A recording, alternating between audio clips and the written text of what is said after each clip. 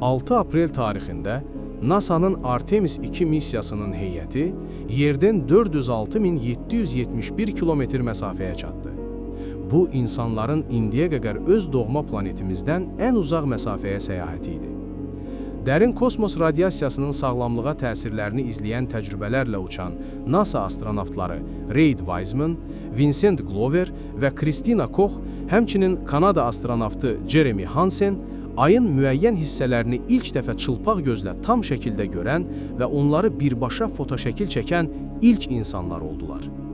Onların Integrity adlı kosmik gəmisi ayın ətrafında dövr edərkən, ay səthinə 6545 kilometr yaxınlaşdı.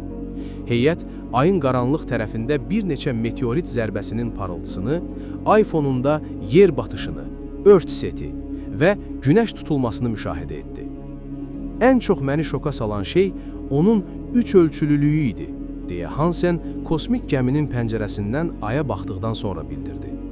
Bu, həqiqətən insanın ağlını dəyişdirirdi. Çox qeyri-adi bir insan təcrübəsi idi.